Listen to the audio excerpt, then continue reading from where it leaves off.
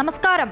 സ്വർണ്ണക്കള്ളക്കടത്തിൽ നിയമസഭ ഇന്നും പ്രക്ഷുബ്ധം. സ്വർണ്ണപ്പാളി എങ്ങനെ ചെമ്പായി? പോറ്റി ആരുടെ ബെനാമി? തുടങ്ങിയ ചോദ്യങ്ങൾ പ്രതിപക്ഷം ആവർത്തിച്ചുകൊണ്ടേയിരിക്കുന്നു. CBI വരണമെന്ന് തന്നെയാണ് കോൺഗ്രസും BJPയും ഒരേ സ്വരത്തിൽ ആവർത്തിക്കുന്നത്. സ്വർണ്ണപ്പാളി എങ്ങോട്ട് പോയി? പ്രത്യേക അന്വേഷണ സംഘം എല്ലാം പുറത്തു കൊണ്ടുവരുമോ? എല്ലാ പ്രിയപ്പെട്ട പ്രേക്ഷകർക്കും ടോപ് 10ലേക്ക് സ്വാഗതം. ആദ്യം നോക്കാം ഇന്നത്തെ 10 പ്രധാനപ്പെട്ട വാർത്തകൾ. സഹകരിക്കണം. അംഗങ്ങൾ അവിടെ പോയിരിക്കണം. ഭരണകക്ഷി ട്രഷറി ബെഞ്ചിൽ അംഗങ്ങൾ അവിടെ പോയിരിക്കണം. ചോദ്യോത്തരം നടക്കണം.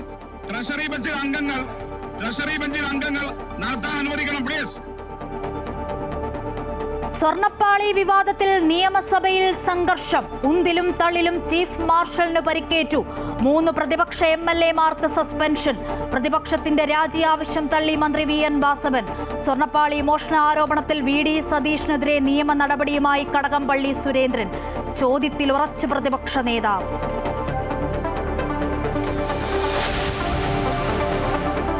സ്വർണ്ണപ്പാളിയിൽ പ്രത്യേക അന്വേഷണ സംഘത്തെ നിയോഗിച്ച് ഉത്തരവിറങ്ങി. സ്ട്രോങ് റൂം പരിശോധന ശനിയാഴ്ച.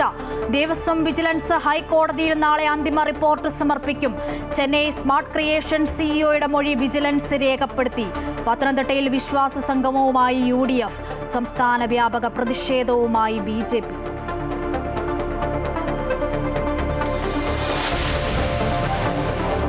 സംസ്ഥാനം കടുത്ത സാമ്പത്തിക പ്രതിസന്ധിയിലെന്ന് CAG റിപ്പോർട്ട്. സർക്കാരിന്റെ കടം 4 ലക്ഷം കടന്നെന്നും കേന്ദ്രം നൽകുന്ന സഹായം കുറഞ്ഞെന്നും റിപ്പോർട്ടിൽ. കേന്ദ്രമന്ത്രിമാരുമായി കൂടിക്കാഴ്ച നടത്തി മുഖ്യമന്ത്രി പിണറായി വിജയൻ. വയനാട് പുനരധിവാസം, എയിംസ്, GST പരിഷ്കരണം എന്നിവ ചർച്ച ചെയ്തു. പ്രധാനമന്ത്രിയുമായുള്ള കൂടിക്കാഴ്ച നാളെ.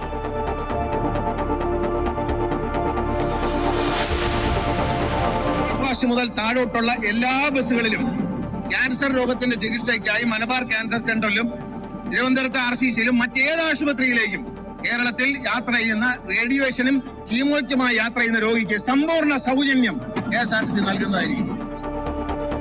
അർബുദ രോഗികൾക്ക് KSRTCയിൽ സൗജന്യ യാത്ര പ്രഖ്യാപിച്ചു മന്ത്രി KB ഗണേഷ് കുമാർ. ചികിത്സിക്കുന്ന ഡോക്ടറുടെ സർട്ടിഫിക്കറ്റ് കാണിച്ചാൽ സൂപ്പർ ഫാസ്റ്റ് മുതൽ എല്ലാ ബസ്സുകളിലും ആനുകൂല്യം ലഭിക്കും. KSRTC ഓരോ മാസവും ലാഭത്തിലേക്കെന്ന് മന്ത്രി നിയമസഭയിൽ.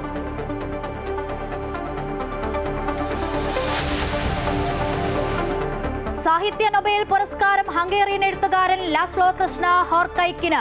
മാസ്റ്റർ ഓഫ് അപ്പോക്കാലിപ്സ് എന്നറിയപ്പെടുന്ന ലാസ്ലോ തിരക്കഥാകൃത്ത് എന്ന നിലയിലും ശ്രദ്ധേയൻ.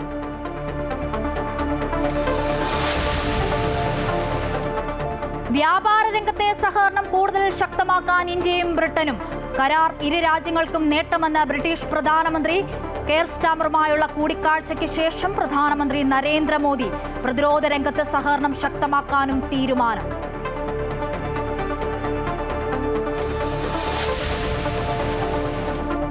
ഗാസ സമാധാനത്തിലേക്ക്. വെടിനിർത്തൽ കരാറിന്റെ ആദ്യഘട്ടം നടപ്പിലാക്കാൻ ഇസ്രായേലും ഹമാസും തമ്മിൽ ധാരണ. ബന്ദി കൈമാറ്റവും സൈനിക പിന്മാറ്റവും ഉടൻ. ഇടപെടൽ ഫലം കണ്ടെന്ന് അമേരിക്കൻ പ്രസിഡന്റ് ഡൊണാൾഡ് ട്രംപ്. നന്ദി പറഞ്ഞ് നെതന്യാഹു.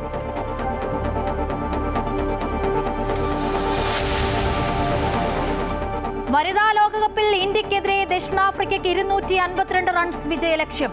94 റൺസ് എടുത്ത് റിച്ച ഘോഷ്.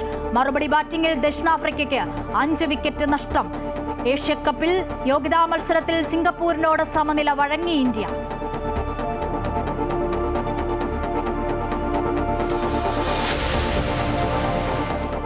കണ്ണൂർ തളിപ്പറമ്പിൽ വൻ തീപിടുത്തം. 40ഓളം കടകൾ കത്തി നശിച്ചു. തീപിടുത്തമുണ്ടായത് ബസ് സ്റ്റാൻഡിന് സമീപത്തെ ഷോപ്പിംഗ് കോംപ്ലക്സിൽ.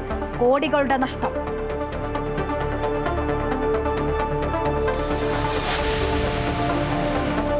Story of the day. കൗതുക കാഴ്ചയല്ലിത്, ജീവിത കാഴ്ച.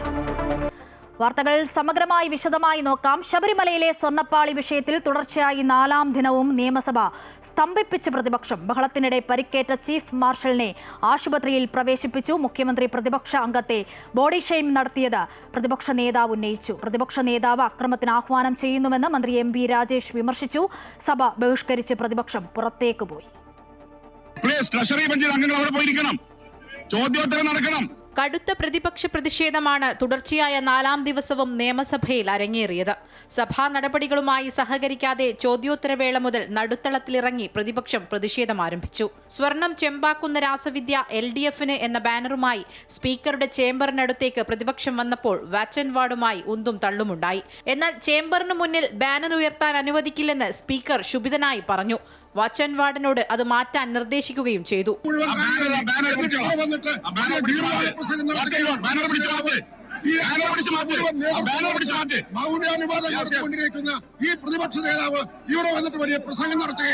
പ്രതിപക്ഷാംഗത്തെ മുഖ്യമന്ത്രി ബോഡി ഷേമിംഗ് നടത്തിയത് പ്രതിപക്ഷ നേതാവ് ഉന്നയിച്ചു.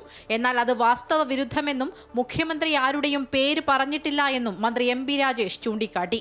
പ്രതിപക്ഷ നേതാവ് അക്രമത്തിന് ആഹ്വാനം ചെയ്യുന്നുവെന്നും MB രാജേഷ് വിമർശിച്ചു.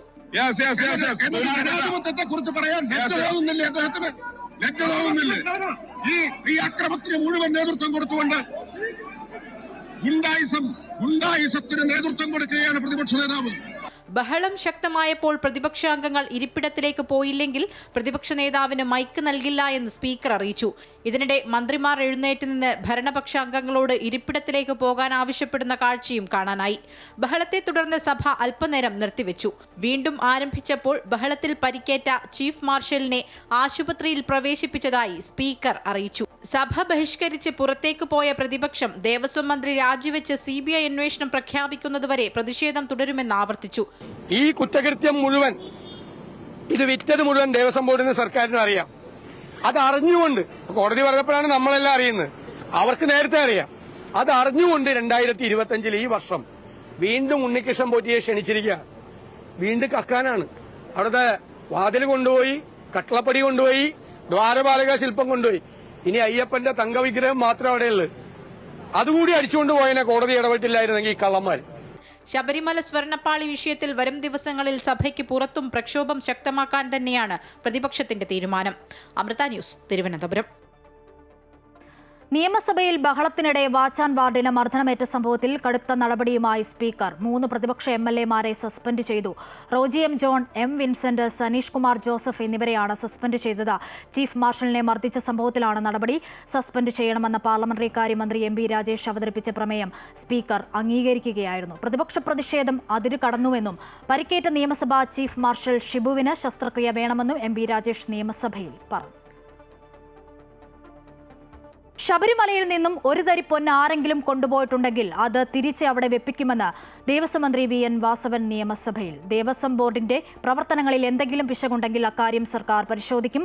കുറ്റവാളികളെ നിയമത്തിന് മുൻപിൽ കൊണ്ടുവരുമെന്നും മന്ത്രി പറഞ്ഞു.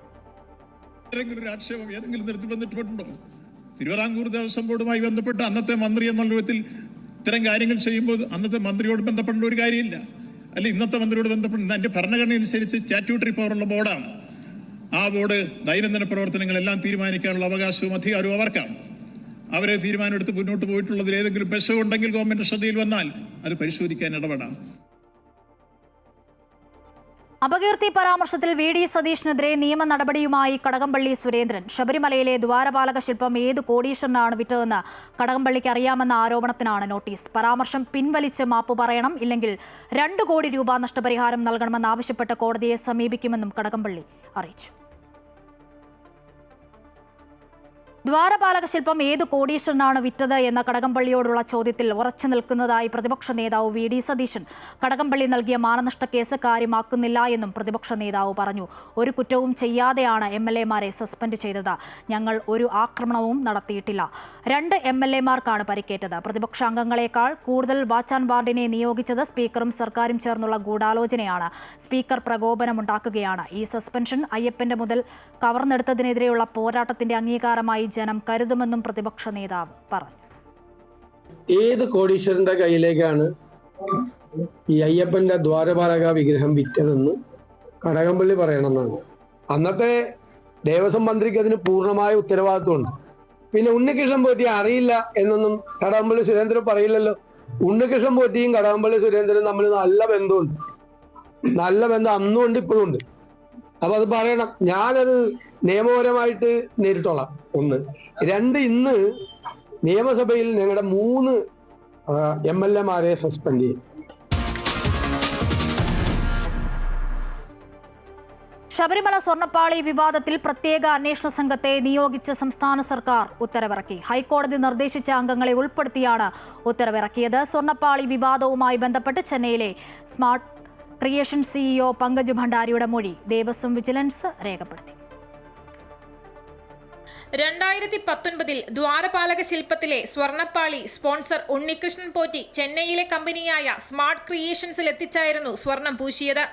എന്നാൽ സ്വർണത്തിന്റെ അംശമില്ലാത്ത ശുദ്ധമായ ചെമ്പ് പാളിയാണ് കമ്പനിയിൽ സ്വർണം പൊതിയാനായി എത്തിച്ചതെന്നാണ് സ്മാർട്ട് ക്രിയേഷൻസ് വ്യക്തമാക്കിയത്. ഇത് സംബന്ധിച്ച മൊഴി നൽകാനാണ് ഇന്ന് കമ്പനി മേധാവിയായ പങ്കജ് ഭണ്ഡാരി തിരുവിതാംകൂർ ദേവസ്വം ബോർഡ് ആസ്ഥാനത്തെത്തിയത്. ശബരിമല സ്വർണ്ണപ്പാളി വിവാദവുമായി ബന്ധപ്പെട്ട മൊഴിയെടുപ്പിനായി പങ്കജ് ഭണ്ഡാരിയോട് ഇന്നലെ ഹാജരാകാൻ ആവശ്യപ്പെട്ടിരുന്നെങ്കിലും എത്തിയിരുന്നില്ല. 2019 സ്വർണം പൊതിയാൻ ഉപയോഗിച്ചത് ചെമ്പ് പാളിയാണെന്ന മൊഴിയിൽ പങ്കജ് ഭണ്ഡാരി ഉറച്ചുനിന്നാൽ അത് ഉണ്ണികൃഷ്ണൻ പോറ്റിയെ അടക്കം പ്രതിക്കൂട്ടിൽ നിർത്തുന്ന മൊഴിയായിരിക്കും. 2019 സ്വർണം പൂശിയ ശില്പങ്ങൾ 2025 വീണ്ടും പൂശിയത് സംബന്ധിച്ചും വിശദീകരണം തേടിയിട്ടുണ്ട്. ഈ വിവരങ്ങൾ കൂടി ഉൾപ്പെടുത്തിയാകും ദേവസ്വം വിജിലൻസ് നാളെ ഹൈക്കോടതിയിൽ അന്തിമ റിപ്പോർട്ട് സമർപ്പിക്കുക. ശബരിമല സ്വർണ്ണക്കൊള്ളയിൽ പ്രത്യേക അന്വേഷണ സംഘത്തെ രൂപീകരിച്ച് ആഭ്യന്തര വകുപ്പ് ഉത്തരവിറക്കി. ADGP H. വെങ്കടേഷ് നയിക്കുന്ന സംഘത്തിൽ ഹൈക്കോടതി നിർദ്ദേശിച്ച ഉദ്യോഗസ്ഥരുമുണ്ട്. ശബരിമല സ്വർണ്ണക്കൊള്ളയിൽ പ്രത്യേക അന്വേഷണ സംഘത്തെ രൂപീകരിക്കാൻ സംസ്ഥാന സർക്കാരിന് ഹൈക്കോടതി നിർദ്ദേശം നൽകിയിരുന്നു. എത്രയും പെട്ടെന്ന് FIR രജിസ്റ്റർ ചെയ്ത് പ്രത്യേക അന്വേഷണ സംഘം തുടർ നടപടികളിലേക്ക് കടക്കുമെന്നാണ് വിവരം. സ്വർണ്ണപ്പാളി വിഷയം സഭയിൽ ചർച്ച ചെയ്യാൻ അവസരം കിട്ടിയാലും അത് പ്രതിപക്ഷം ഉപയോഗിക്കുന്നില്ലെന്നും സമരത്തിന് സഭയ്ക്കകത്ത് തുടക്കമിടുന്നതും പുറത്ത് ഈ വിഷയം കത്തിക്കുകയും ചെയ്യുന്നത് BJP ആണെന്നും ധനമന്ത്രി KN ബാലഗോപാൽ വിമർശിച്ചു. അകത്ത് സ്റ്റാർട്ട് ചെയ്ത് കൊടുക്കുകയും പുറത്ത് എല്ലാ സ്ഥലത്തും കത്തിക്കുകയും ചെയ്യുന്ന ആരാന്നൂടെ ശ്രദ്ധിച്ചോ? ചെയ്യുന്ന ആരാ? BJP. അതുകൊണ്ട് നിങ്ങൾ ശ്രദ്ധിച്ചാൽ മതി. അപ്പോൾ ഇതിനകത്ത് അങ്ങനെ ചെയ്യുന്ന BJP, അങ്ങനെ ചെയ്യുന്ന കേന്ദ്ര ഗവൺമെന്റ്, ആ ഗവൺമെന്റ് ടു ഗവൺമെന്റ് ഒക്കെ ചർച്ച നടക്കും. പക്ഷെ അവരുടെ പൊളിറ്റിക്സ് അതാണ്. BJP അങ്ങനെ ചെയ്യുന്നുണ്ട്. അത് ചർച്ച ചെയ്ത് കഴിഞ്ഞാൽ ഞങ്ങൾക്ക് ഗുണം കിട്ടില്ല എന്നുള്ളതുകൊണ്ട് ചർച്ച ചെയ്യാതിരിക്കാനാണ് പ്രതിപക്ഷം ശ്രമിച്ചത്. സാധാരണ ചർച്ച ചെയ്യാൻ അവസരം കിട്ടുന്നില്ലെങ്കിൽ അതിന്റെ പേരിൽ സഭ സംഭിപ്പിക്കും. അവിടെ ചർച്ച ചെയ്യാന്ന് പറഞ്ഞു കഴിഞ്ഞാൽ സഭ സംഭിപ്പിക്കുന്ന ഇതാദ്യമായിട്ട്. ശബരിമലയിലെ ദ്വാരപാലക ശില്പമടക്കം അമൂല്യ വസ്തുക്കളുടെ പരിശോധന ശനിയാഴ്ച തുടങ്ങും. മുൻ ഹൈക്കോടതി ജഡ്ജി justice TK Sankaran strong room അടക്കമുള്ളവ പരിശോധിക്കും. അമൃത ന്യൂസ്, തിരുവനന്തപുരം. ശബരിമല സ്വർണ്ണപ്പാളി വിവാദം ദേശീയ തലത്തിൽ ചർച്ചയാക്കാൻ കോൺഗ്രസ് ഇതര സംസ്ഥാനങ്ങളിൽ നിന്നും ഉൾപ്പെടെ അയ്യപ്പ ഭക്തരെ പ്രക്ഷോഭങ്ങളിൽ അണിനിരത്തും. സംസ്ഥാന വ്യാപകമായി പ്രമുഖ നേതാക്കളുടെ നേതൃത്വത്തിൽ പദയാത്രകൾ സംഘടിപ്പിക്കാനും കോൺഗ്രസിന്റെ തീരുമാനം. വിശ്വാസ സംഗമ വേദിയിലായിരുന്നു പ്രഖ്യാപനം. സ്വർണ്ണപ്പാളി വിവാദത്തിൽ സംസ്ഥാന സർക്കാരിനെതിരെ പുതിയ പോർമുഖം തുറക്കുകയാണ് കോൺഗ്രസ്. പത്തനംതിട്ടയിൽ നടന്ന വിശ്വാസ സംഗമം പ്രതിഷേധങ്ങളുടെ തുടക്കം മാത്രമെന്നായിരുന്നു AICC general secretary KC Venugopal MP പറഞ്ഞത്. ഹൈക്കോടതി ഇടപെട്ടില്ലായിരുന്നുവെങ്കിൽ ശബരിമല മുഴുവൻ ചെമ്പാകുമായിരുന്നു എന്നുൾപ്പെടെ സംഗമത്തിൽ സംസ്ഥാന സർക്കാരിനെതിരെ വ്യാപക ആരോപണങ്ങൾ ഉന്നയിക്കുകയും ചെയ്തു. വിശ്വാസമില്ലാത്തവര് ഇത്തരം കാര്യങ്ങൾ കൈകാര്യം ചെയ്യുമ്പോൾ അവരുടെ കണ്ണ് ദൈവത്തെ സംരക്ഷിക്കാനും കാക്കലുമല്ല, ദൈവത്തെ കാക്കുന്നതിന് പകരം ദൈവത്തിൻ്റെ സ്വത്ത് കക്കലാണ് എന്ന് അവർ വിചാരിച്ചു പോയി എന്നുള്ളതാണ് യാഥാർത്ഥ്യം. പച്ച മലയാളത്തിൽ ഭാഷയിൽ പറഞ്ഞത് കള്ളനാണ് എന്നുള്ള റിപ്പോർട്ട് ഹൈക്കോടതി കേരള സർക്കാരിനെ ഏൽപ്പിച്ചത് ഫെബ്രുവരി 28-നാണ്. സർക്കാർ എന്തെങ്കിലും നടപടിയെടുത്തോ? അയ്യപ്പന്റെ സ്വർണം അടിച്ചുമാറ്റിയവർ കേരളം ഭരിക്കുന്നുവെന്നായിരുന്നു KPCC പ്രസിഡന്റ് സണ്ണി ജോസഫ് പറഞ്ഞത്. അയ്യപ്പന്റെ ശക്തി മനസ്സിലാക്കാത്തവർക്ക് അത് മനസ്സിലാക്കി കൊടുക്കുന്ന ഒരു കാലം വന്നെന്നും ഈശ്വര വിശ്വാസികളുടെ പ്രസ്ഥാനം എന്ന നിലയിൽ പ്രതിഷേധങ്ങൾക്ക് കോൺഗ്രസ് നേതൃത്വം നൽകുന്നുവെന്നും KPCC പ്രസിഡന്റ് കൂട്ടിച്ചേർത്തു. ഒരു മതേതര പ്രസ്ഥാനം, ജനാധിപത്യ പ്രസ്ഥാനം, ഈശ്വര വിശ്വാസികളുടെ പ്രസ്ഥാനം എന്ന നിലയിൽ ഇന്ത്യൻ നാഷണൽ കോൺഗ്രസ് അതിശക്തമായ ജനങ്ങളുടെ പ്രതിഷേധത്തിന് നേതൃത്വം നൽകുകയാണ്. അതിന്റെ ഒന്നാമത്തെ ഘട്ടമാണ് ഇന്ന് പത്തനംതിട്ടയിൽ. വരും ദിവസങ്ങളിൽ ഇതര സംസ്ഥാനങ്ങളിൽ നിന്നും ഉൾപ്പെടെ അയ്യപ്പ ഭക്തരെ അണിനിരത്തിയാകും കോൺഗ്രസിന്റെ പ്രക്ഷോഭ പരിപാടികളെന്ന മുന്നറിയിപ്പും സംഗമത്തിലുണ്ടായി. പ്രമുഖ നേതാക്കളുടെ നേതൃത്വത്തിൽ ഈ മാസം 14-ന് കേരളത്തിന്റെ വിവിധ സ്ഥലങ്ങളിൽ നിന്നും പ്രതിഷേധ ജാഥകളും 18-ന് പന്തളത്ത് പ്രതിഷേധ സംഗമവും സംഘടിപ്പിക്കും. അമൃത ന്യൂസ്, പത്തനംതിട്ട. ശബരിമലയിൽ നടന്ന കൊള്ളയും സ്വർണ്ണ കവർച്ചയും CBI അന്വേഷിക്കുക, ദേവസ്വം മന്ത്രി രാജിവെക്കുക, ദേവസ്വം ബോർഡ് പിരിച്ചുവിടുക എന്നീ ആവശ്യങ്ങൾ ഉന്നയിച്ച് BJP സംസ്ഥാന വ്യാപകമായി പ്രതിഷേധിച്ചു. സ്വർണ്ണപ്പാളിയുമായി ബന്ധപ്പെട്ട കാര്യങ്ങൾ കേന്ദ്ര അന്വേഷണ ഏജൻസിയെ കൊണ്ട് അന്വേഷിപ്പിക്കണമെന്ന് നേതാക്കൾ ആവശ്യപ്പെട്ടു. സ്വർണ്ണപ്പാളി വിവാദത്തിൽ BJP സംസ്ഥാന വ്യാപകമായി പ്രതിഷേധിച്ചു. സ്വർണ്ണപ്പാളിയുമായി ബന്ധപ്പെട്ട കാര്യങ്ങൾ കേന്ദ്ര അന്വേഷണ ഏജൻസിയെ കൊണ്ട് അന്വേഷിപ്പിക്കണമെന്ന് BJP സംസ്ഥാന അധ്യക്ഷൻ രാജീവ് ചന്ദ്രശേഖർ ആവശ്യപ്പെട്ടു. ഇവിടെ നടക്കുന്നത് കൊള്ളയാണ്. അതിന് ഒരു കൃത്യമായ അന്വേഷണം നടക്കണം. എന്നിട്ട് ഒരു സെൻട്രൽ ഇൻവെസ്റ്റിഗേറ്റീവ് ഏജൻസി ഇതിന്റെ അന്വേഷണം നടത്തണം. സ്വത്ത് സംരക്ഷിക്കാൻ വിശ്വാസികൾക്ക് അറിയാമെന്നും കേന്ദ്രത്തിലേതുപോലെ കേരളത്തിലും ഡബിൾ എഞ്ചിൻ സർക്കാർ വരുമെന്നും ശോഭാ സുരേന്ദ്രൻ ആലപ്പുഴയിൽ പറഞ്ഞു. വിവാദമല്ല, സ്വർണ്ണക്കടത്തിനെ കുറിച്ച് അന്വേഷിക്കാൻ കേന്ദ്രത്തിലെ CBI വരണം. ആ CBI വരുത്താൻ കേരളത്തിന്റെ മുഖ്യമന്ത്രി തയ്യാറാകണം. കോഴിക്കോട് കളക്ടറേറ്റിലേക്ക് നടത്തിയ മാർച്ചിൽ നേരിയ സംഘർഷമുണ്ടായി. BJP മുൻ സംസ്ഥാന അധ്യക്ഷൻ K. സുരേന്ദ്രൻ മാർച്ച് ഉദ്ഘാടനം ചെയ്തു. മലപ്പുറം കളക്ടറേറ്റിലേക്ക് മാർച്ച് നടത്തിയ പ്രവർത്തകരെ കളക്ടറേറ്റിന് മുമ്പിൽ പോലീസ് തടഞ്ഞു. തൃശൂർ കളക്ടറേറ്റിലേക്ക് നടത്തിയ മാർച്ച് BJP ദേശീയ നിർവാഹക സമിതി അംഗം CK പത്മനാഭൻ ഉദ്ഘാടനം ചെയ്തു. മാർച്ച് അക്രമാസക്തമായി. കൊല്ലത്ത് കളക്ടറേറ്റിലേക്ക് നടത്തിയ മാർച്ച് PK കൃഷ്ണദാസ് ഉദ്ഘാടനം ചെയ്തു. എറണാകുളം കണയന്നൂർ താലൂക്ക് ഓഫീസിലേക്കും BJP മാർച്ച് നടത്തി. മുൻ കേന്ദ്രമന്ത്രി V. മുരളീധരൻ ഉദ്ഘാടനം ചെയ്തു. 2019 നടന്നിട്ടുള്ള ഈ കവർച്ച, ഈ മോഷണത്തിൽ നിന്ന് അന്നത്തെ ദേവസ്വം ബോർഡിൻ്റെ പ്രസിഡന്റിനും അന്നത്തെ ദേവസ്വം മന്ത്രിക്കും ഇവർക്ക് രണ്ടുപേർക്കും ആ ഉത്തരവാദിത്തത്തിൽ നിന്ന് ഒഴിഞ്ഞു മാറാനാകില്ല. BJP പ്രവർത്തകർ കണ്ണൂർ കളക്ടറേറ്റിലേക്കും മാർച്ച് നടത്തി. News desk Amrita news.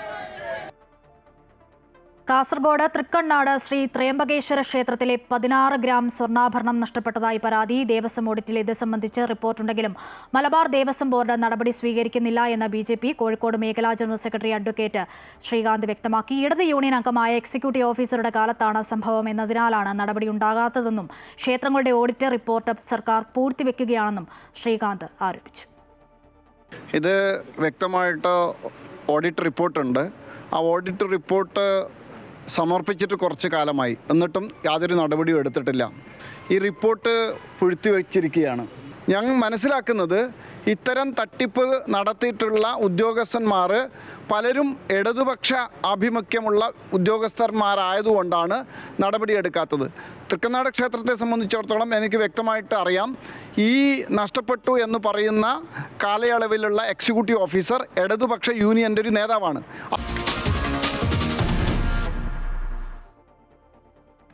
സംസ്ഥാനം കനത്ത സാമ്പത്തിക പ്രതിസന്ധിയിലെന്ന് CAG റിപ്പോർട്ട്. ബജറ്റിന് പുറത്തുള്ള കടമെടുപ്പ് കൂടി കൂട്ടുമ്പോൾ കേരളത്തിന്റെ കടം GSDPയുടെ 37.84% എന്നാണ് നിയമസഭയിൽ സമർപ്പിച്ച റിപ്പോർട്ടിൽ വ്യക്തമാകുന്നത്. 2019-2020 സാമ്പത്തിക വർഷം മുതൽ 2023-24 സാമ്പത്തിക വർഷം വരെ റവന്യൂ ചെലവ് കുത്തനെ ഉയർന്നിട്ടുണ്ടെന്ന് CAG റിപ്പോർട്ട് ചൂണ്ടിക്കാട്ടുന്നു. മുൻ വർഷത്തെ അപേക്ഷിച്ച് 2023-24 കാലഘട്ടത്തിൽ കേന്ദ്രത്തിൽ നിന്നുള്ള ധനസഹായം പകുതിയിലധികമായി കുറഞ്ഞെന്നും റിപ്പോർട്ടിലുണ്ട്. കിഫ്ബിയുടെയും സാമൂഹ്യ സുരക്ഷാ പെൻഷൻ കമ്പനിയുടെ ബാധ്യതയായ 32,942 കോടി കൂടി ചേർക്കുമ്പോൾ 4,33,657.98 കോടിയായി സർക്കാരിന്റെ കടം. കടമെടുത്തതിൽ 5.18% മാത്രമാണ് മൂലധന ചെലവിനായി ഉപയോഗിച്ചത്. ആസ്തിയുണ്ടാക്കുന്നതിന് പകരം കടമെടുക്കുന്ന പണം കടം വീട്ടാനും സാധാരണ ചെലവുകൾക്കുമായാണ് സർക്കാർ വിനിയോഗിക്കുന്നതെന്നാണ് റിപ്പോർട്ടിലുള്ളത്. ധന ഉത്തരവാദിത്വ നിയമപ്രകാരം GSDPയുടെ 1.2% റവന്യൂ മിച്ചമെന്ന ലക്ഷ്യം നേടുന്നതിൽ സംസ്ഥാന സർക്കാർ പരാജയപ്പെട്ടുവെങ്കിലും ധനക്കമ്മിയിൽ ലക്ഷ്യം നേടാനായി. കിഫ്ബിയുടെയും പെൻഷൻ കമ്പനിയുടെയും കടമെടുപ്പ് സംസ്ഥാനത്തിന്റെ ബാധ്യതയല്ലെന്ന സർക്കാർ വാദം തള്ളുന്നതാണ് CAG റിപ്പോർട്ട്. എന്നാൽ കടബാധ്യതയിൽ നിന്ന് മുന്നോട്ട് വന്ന സംസ്ഥാനമാണ് കേരളമെന്ന് ധനമന്ത്രി KN ബാലഗോപാൽ പറഞ്ഞു. കേരളം ഉൾപ്പെടെയുള്ള സംസ്ഥാനങ്ങൾ, 5 സംസ്ഥാനങ്ങൾ നേരത്തെയുള്ള വലിയ തോതിലുള്ള ഡെപ്റ്റ് ട്രാപ്പ് എന്നുള്ള കടക്കിണി എന്നുള്ള വാക്ക് ഞാൻ ഉപയോഗിക്കുന്നില്ല, എങ്കിലും വലിയ കടത്തിന്റെ ഒരു ഭാരത്തിൽ നിന്നും ഏറ്റവും മുന്നോട്ട് വന്ന 5 സംസ്ഥാനങ്ങളിലൊന്ന് കേരളമാണ് എന്ന് CAG തന്നെ റിപ്പോർട്ട് ചെയ്ത് നേരത്തെ വാർത്ത വന്നല്ലോ. കേന്ദ്ര സഹായം കുറഞ്ഞതും കടമെടുപ്പ് പരിധി വെട്ടിക്കുറച്ചതും സംസ്ഥാന സർക്കാർ നിരന്തരം ചൂണ്ടിക്കാട്ടുന്നുണ്ട്. 2023-24 കാലഘട്ടത്തിൽ മുൻ വർഷത്തേക്കാൾ 55.92% കേന്ദ്ര സഹായം കുറഞ്ഞെന്നാണ് CAG റിപ്പോർട്ടിലുള്ളത്. അമൃത ന്യൂസ്, തിരുവനന്തപുരം. വയനാട് സാമ്പത്തിക സഹായം ഉൾപ്പെടെയുള്ള കാര്യങ്ങളിൽ കേന്ദ്രമന്ത്രിമാരുമായി കൂടിക്കാഴ്ച നടത്തി മുഖ്യമന്ത്രി പിണറായി വിജയൻ. കേന്ദ്ര ആഭ്യന്തരമന്ത്രി അമിത്ഷാ, ധനമന്ത്രി നിർമ്മല സീതാരാമൻ, ആരോഗ്യമന്ത്രി JP നദ്ദ, ഉപരിതല ഗതാഗത വകുപ്പ് മന്ത്രി നിതിൻ ഗഡ്കരി എന്നിവരുമായാണ് മുഖ്യമന്ത്രി കൂടിക്കാഴ്ച നടത്തിയത്. വയനാട് പുനരധിവാസം, എയിംസ്, GST പരിഷ്കരണം എന്നിവ ചർച്ചയായി. നാളെ പ്രധാനമന്ത്രിയുമായും മുഖ്യമന്ത്രി കൂടിക്കാഴ്ച നടത്തും. തദ്ദേശ നിയമസഭാ തെരഞ്ഞെടുപ്പുകൾ അടുത്തിരിക്കവെയാണ് ആഭ്യന്തരമന്ത്രി അമിത്ഷാ ഉൾപ്പെടെയുള്ളവരുമായി മുഖ്യമന്ത്രി ഡൽഹിയിൽ കൂടിക്കാഴ്ച നടത്തിയത്. അമിത്ഷായ്ക്ക് പുറമെ ധനമന്ത്രി നിർമ്മല സീതാരാമൻ, ആരോഗ്യമന്ത്രി JP നദ്ദ, ഉപരിതല ഗതാഗത വകുപ്പ് മന്ത്രി നിതിൻ ഗഡ്കരി എന്നിവരെയാണ് മുഖ്യമന്ത്രി ഡൽഹിയിൽ കണ്ടത്. കേന്ദ്ര ആഭ്യന്തരമന്ത്രിയെയും ആരോഗ്യമന്ത്രിയെയും കണ്ടത് മുഖ്യമന്ത്രി ഒറ്റയ്ക്ക്. മറ്റ് 2 മന്ത്രിമാരെയും കണ്ടപ്പോൾ സംസ്ഥാനത്തെ മറ്റു മന്ത്രിമാരും കൂടെയുണ്ടായിരുന്നു. അമിത്ഷായുമായുള്ള കൂടിക്കാഴ്ചയിൽ ആഭ്യന്തര സുരക്ഷ ഉൾപ്പെടെയുള്ള കാര്യങ്ങൾ ചർച്ചയായി. പ്രകൃതിക്ഷോഭമുണ്ടായ ജില്ലകളിലെ സാമ്പത്തിക സഹായ കാര്യത്തിൽ കേന്ദ്രമെടുത്ത തീരുമാനം പുനഃപരിശോധിക്കണമെന്ന് മുഖ്യമന്ത്രി അമിത്ഷായോട് ആവശ്യപ്പെട്ടു.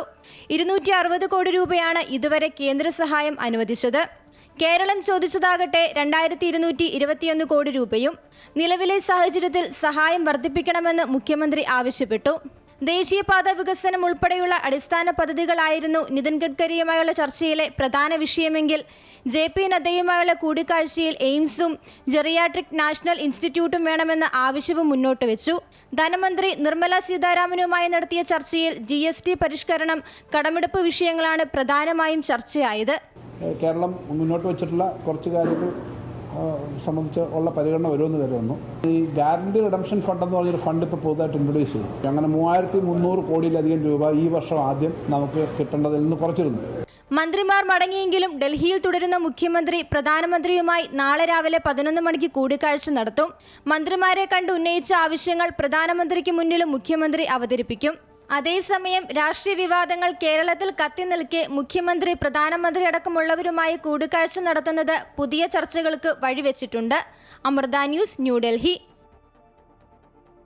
ദേശീയപാത 66 പൂർത്തിയാകുന്ന റീച്ചുകളുടെ ഉദ്ഘാടനം ജനുവരിയിൽ. കേന്ദ്ര ഉപരിതല ഗതാഗത വകുപ്പ് മന്ത്രി നിതിൻ ഗഡ്കരി ഉദ്ഘാടനത്തിനായി കേരളത്തിലെത്തുമെന്ന് മന്ത്രി PA മുഹമ്മദ് റിയാസ് പറഞ്ഞു. ദേശീയപാത നിർമ്മാണത്തിലെ മെല്ലെപ്പോക്കിൽ കേന്ദ്രമന്ത്രി ഇടപെടുമെന്ന് ഡൽഹിയിൽ ഗഡ്കരിയെ കണ്ട ശേഷം റിയാസ് പ്രതികരിച്ചു. ഇതിനായി മുഴുവൻ കരാറുകാരുടെയും ഉദ്യോഗസ്ഥരുടെയും അടിയന്തര യോഗം ഉടൻ നടത്തും. സംസ്ഥാന സർക്കാരിനു വേണ്ടി ചീഫ് സെക്രട്ടറി യോഗത്തിൽ പങ്കെടുക്കും. ദേശീയപാത വികസനത്തിൽ സ്ഥലം ഏറ്റെടുപ്പിന്റെ ബാക്കി തുകയായ 237 കോടി രൂപ കേന്ദ്രം എഴുതിത്തള്ളുമെന്നും Palakkad, Kozhikode greenfield highway, Thiruvananthapuram outer ring road, Ernakulam bypass എന്നിവയുടെ നിർമ്മാണ ഉദ്ഘാടനവും ജനുവരിയിൽ നടത്തുമെന്നും മന്ത്രി പറഞ്ഞു. ബീച്ചുകളുണ്ട്. അപ്പോൾ ആ പദ്ധതിയുടെ ഫസ്റ്റ് ഫേസും നമുക്ക് ഒരു പുതുവത്സര സമ്മാനമായി നാടിന് സമർപ്പിക്കാനാകും. അതുപോലെ തലശ്ശേരിയിലെ പദ്ധതിയുടെയും വർക്ക് വളരെ നല്ല നിലയിൽ വേഗത്തിൽ നടന്നുകൊണ്ടിരിക്കുകയാണ്. സംസ്ഥാനത്ത് KSRTC ലാഭത്തിലേക്ക് എത്തുന്നതായി ഗതാഗത മന്ത്രി KB ഗണേഷ് കുമാർ. സംസ്ഥാനത്ത് ക്യാൻസർ ചികിത്സയ്ക്കായി RCCയിലേക്ക് എത്തുന്ന രോഗികൾക്ക് KSRTC ബസ്സുകളിൽ സൗജന്യ യാത്ര അനുവദിച്ചതായി മന്ത്രി നിയമസഭയിൽ അറിയിച്ചു. നിയമസഭയിൽ ചോദ്യോത്തരവേളയിലാണ് ഗതാഗത വകുപ്പ് മന്ത്രി KB ഗണേഷ് കുമാർ ഗതാഗത വകുപ്പിലെ പ്രധാന പ്രഖ്യാപനം നടത്തിയത്. ക്യാൻസർ ചികിത്സയ്ക്കായി RCCയിലേക്ക് എത്തുന്ന രോഗികൾക്ക് ഇനി മുതൽ KSRTCയിൽ സൗജന്യ യാത്രയായിരിക്കും. സൂപ്പർ ഫാസ്റ്റ് മുതൽ താഴേക്കുള്ള എല്ലാ KSRTC ബസ്സുകളിലും ഈ ഇളവ് അനുവദിക്കുമെന്നും മന്ത്രി നിയമസഭയിൽ പ്രഖ്യാപിച്ചു. സൂപ്പർ ഫാസ്റ്റ് മുതൽ താഴോട്ടുള്ള എല്ലാ ബസ്സുകളിലും ക്യാൻസർ രോഗത്തിന്റെ ചികിത്സയ്ക്കായി മലബാർ ക്യാൻസർ സെന്ററിലും തിരുവനന്തപുരത്ത് RCCയിലും മറ്റേത് ആശുപത്രിയിലേക്കും കേരളത്തിൽ യാത്ര ചെയ്യുന്ന റേഡിയേഷനും കീമോയ്ക്കുമായി യാത്ര ചെയ്യുന്ന രോഗിക്ക് സമ്പൂർണ്ണ സൗജന്യം KSRTC നൽകുന്നതായിരിക്കും. ഓരോ മാസവും KSRTC ലാഭത്തിലേക്ക് എത്തുകയാണെന്നും മന്ത്രി പറഞ്ഞു. ഓരോ ബസ്സിനും 1168 രൂപ വെച്ച് വരുമാനം വർദ്ധിപ്പിക്കാൻ കഴിഞ്ഞു. കഴിഞ്ഞ മാസം മാത്രം 7 കോടി രൂപ അധിക വരുമാനം നേടി. കേരളത്തിന്റെ ചരിത്രത്തിൽ ഏറ്റവും കൂടുതൽ സ്റ്റേഷനുകൾ നിർമ്മിച്ച് നവീകരിക്കുന്ന സർക്കാരാണിതെന്നും മന്ത്രി KB ഗണേഷ് കുമാർ പറഞ്ഞു. കഴിഞ്ഞ വർഷത്തേക്കാൾ 26 കോടി രൂപയോളം KSRTCയുടെ വരുമാനത്തിൽ വർധനവുണ്ട്. യാത്രക്കാരുടെ എണ്ണത്തിൽ 22 ലക്ഷത്തിലധികം വർധനവുണ്ട്. ഓരോ മാസവും KSRTCയുടെ വരുമാനം വർദ്ധിക്കുകയാണ്. കഴിഞ്ഞ ദിവസങ്ങളിൽ KSRTCയുടെ ചരിത്രത്തിലെ ഏറ്റവും വലിയ കളക്ഷൻ നേടാൻ കഴിഞ്ഞു. 10 കോടി 19 ലക്ഷം രൂപ. രണ്ടാം ദിവസം ഈ കഴിഞ്ഞ തിങ്കളാഴ്ച 9 കോടി 41 ലക്ഷം രൂപ കൈവരിക്കാൻ കഴിഞ്ഞു. KSRTC നഷ്ടം കുറച്ചു കൊണ്ടുവരികയാണ്. അമൃത ന്യൂസ്, തിരുവനന്തപുരം. ചികിത്സയ്ക്കായുള്ള ക്യാൻസർ രോഗികളുടെ KSRTC ബസ് യാത്ര ഇനി സൗജന്യം. പദ്ധതി ഉടൻ നടപ്പിലാക്കുമെന്ന് മന്ത്രി ഗണേഷ് കുമാർ അറിയിച്ചു. രോഗികളുടെ വീട്ടിൽ നിന്നും ആശുപത്രികളിലേക്കാകും റൂട്ട് അനുവദിക്കുകയെന്നും പദ്ധതി വിജയിച്ചാൽ മറ്റ് അസുഖങ്ങൾ നേരിടുന്ന രോഗികളുടെ ചികിത്സയ്ക്കും യാത്രാ സൗകര്യം ഉറപ്പാക്കുമെന്നും അദ്ദേഹം വ്യക്തമാക്കി. ഈ കോട്ടയത്ത് ഇദ്ദേഹം കീമോ ചെയ്യാൻ അല്ലെങ്കിൽ റേഡിയേഷൻ ചെയ്യാൻ വേണ്ടിയിട്ട് ഇദ്ദേഹം എൻ്റെ ഹോസ്പിറ്റലിലേക്ക് വരികയാണ്. കോട്ടയം മുതൽ ട്രിവാൻഡ്രം വരെയാണ് ഇദ്ദേഹത്തിന്.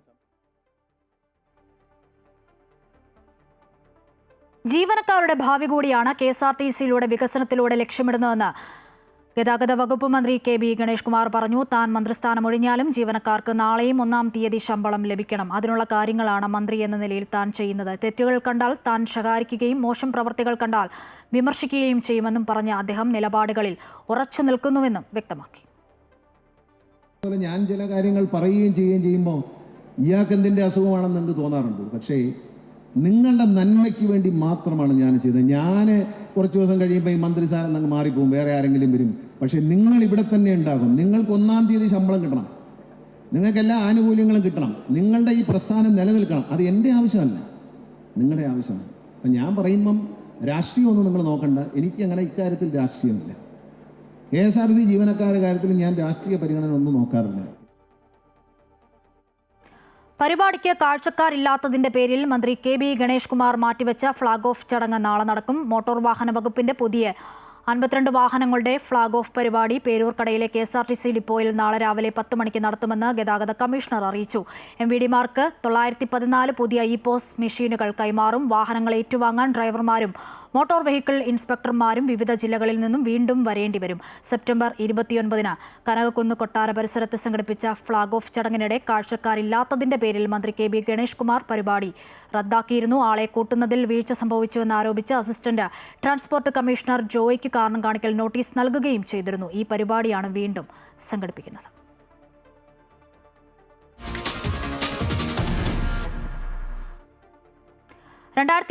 ലെ സാഹിത്യ നൊബേൽ പുരസ്കാരം പ്രഖ്യാപിച്ചു. ഹംഗേറിയൻ എഴുത്തുകാരനായ ലാസ്ലോ കൃഷ്ണ ഹോർക്കയാണ് ജേതാവ്. 1985-ലാണ് ആദ്യ നോവൽ പുറത്തിറങ്ങിയത്. ഹംഗേറിയൻ എഴുത്തുകാരൻ ലാസ്ലോ കൃഷ്ണ ഹോർക്കയ്ക്കിനാണ് ഈ വർഷത്തെ അംഗീകാരം. മാസ്റ്റർ ഓഫ് അപ്പോക്കാലിപ്സ് എന്നാണ് അദ്ദേഹത്തെ വിശേഷിപ്പിച്ചത്.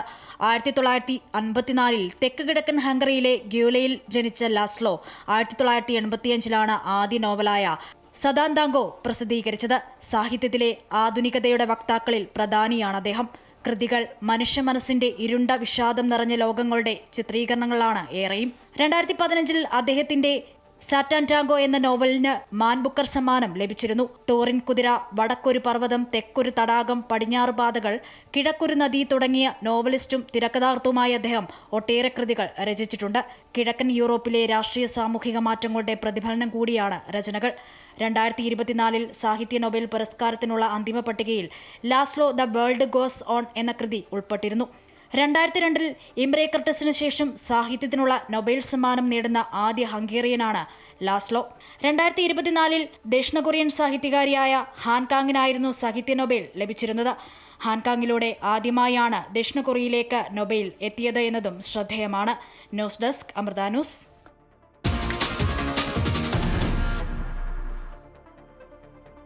രണ്ടു ദിവസത്തെ സന്ദർശനത്തിനായി ഇന്ത്യയിലെത്തിയ ബ്രിട്ടീഷ് പ്രധാനമന്ത്രി കെയർ സ്റ്റാമറുമായി പ്രധാനമന്ത്രി നരേന്ദ്രമോദി ചർച്ച നടത്തി. ഇരു രാജ്യങ്ങൾക്കുമിടയിൽ സൗഹൃദം ശക്തമാണെന്ന് കൂടിക്കാഴ്ചയ്ക്ക് ശേഷമുള്ള സംയുക്ത വാർത്താ സമ്മേളനത്തിൽ മോദി പറഞ്ഞു. വ്യാപാര കരാർ ഇരു രാജ്യങ്ങൾക്കും നേട്ടമാണെന്ന് അദ്ദേഹം പറഞ്ഞു. ഗാസ യുക്രൈൻ സംഘർഷങ്ങളും ചർച്ചയായി. സമാധാന ചർച്ചകളെ സ്വാഗതം ചെയ്യുന്നുവെന്നും മോദി പറഞ്ഞു. കാലാവസ്ഥാ മേഖലയിലെ സ്റ്റാർട്ടപ്പുകൾക്ക് സംയുക്ത നിധി രൂപീകരിക്കാൻ കൂടിക്കാഴ്ചയിൽ തീരുമാനമായി. UK-യുടെ 9 സർവകലാശാലകൾ ഇന്ത്യയിൽ ക്യാമ്പസ് തുടങ്ങും. പ്രതിരോധ രംഗത്ത് സഹകരണം ശക്തമാക്കാനും ഇരു രാജ്യങ്ങളും തീരുമാനിച്ചു. और आपके साथ आया अब तक का सबसे बड़ा बिजनेस डेलीगेशन भारत यूके साझेदारी में आई नई ऊर्जा और व्यापक दृष्टि का प्रतीक है.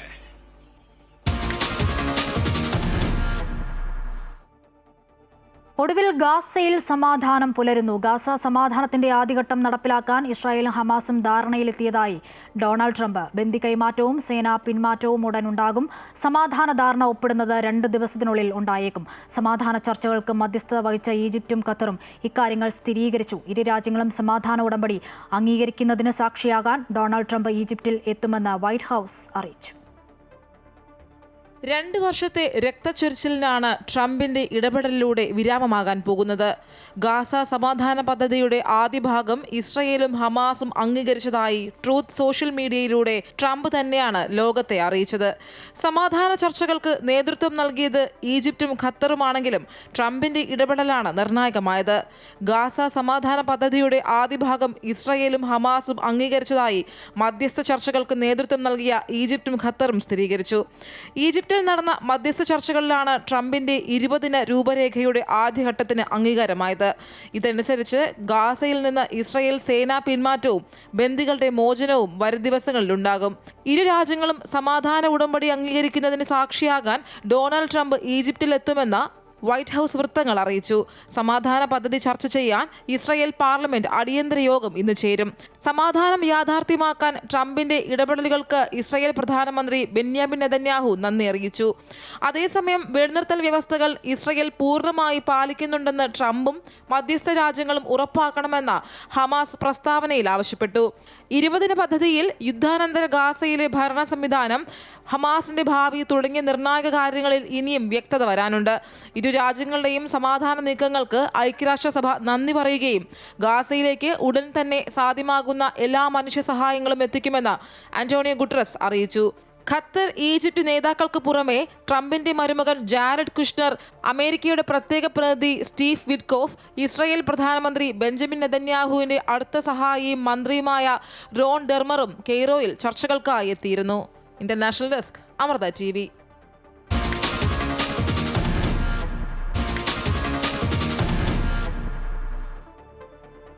കായിക വാർത്തകൾ നോക്കാം. വനിതാ ലോകകപ്പിൽ ദക്ഷിണാഫ്രിക്കയ്ക്കെതിരെ 252 റൺസ് വിജയലക്ഷ്യമുയർത്തി ഇന്ത്യ. 49.5 ഓവറിൽ ഇന്ത്യ 251 റൺസിന് പുറത്തായി. ആദ്യം ബാറ്റ് ചെയ്ത ഇന്ത്യക്ക് ഭേദപ്പെട്ട തുടക്കം ലഭിച്ചുവെങ്കിലും പിന്നീട് തകർച്ചയിലേക്ക് വീണു. എന്നാൽ 94 റൺസ് എടുത്ത വിക്കറ്റ് കീപ്പർ റിച്ച് ആഘോഷിന്റെ ഇന്നിംഗ്സാണ് ഇന്ത്യയെ പിന്നീട് കരകയറ്റിയത്. ദക്ഷിണാഫ്രിക്കയ്ക്കായി ക്ലോയി ട്രിയോൺ 3 വിക്കറ്റ് എടുത്തു. മറുപടി ബാറ്റിംഗിൽ ദക്ഷിണാഫ്രിക്കയ്ക്ക് തുടക്കം മോശമായിരുന്നു. ഇപ്പോൾ 6-ന് 163 റൺസ് എന്ന നിലയിലാണ് ദക്ഷിണാഫ്രിക്ക. AFC ഏഷ്യൻ കപ്പ് 2027 യോഗ്യതാ മത്സരത്തിലെ 3ാം ഗ്രൂപ്പ് സി മത്സരത്തിൽ സിംഗപ്പൂരിനെതിരെ ഇന്ത്യൻ പുരുഷ ഫുട്ബോൾ ടീം 1-1 എന്ന സമനിലയിൽ പിരിഞ്ഞു. ഇക്സാൻ ഫാണ്ടിയാണ് ആതിഥേയർക്കായി ഗോൾ നേടിയത്. തുടർന്ന് ഇന്ത്യക്കായി 90-ാം മിനിറ്റിൽ റഹീം അലി സമനില ഗോൾ നേടി.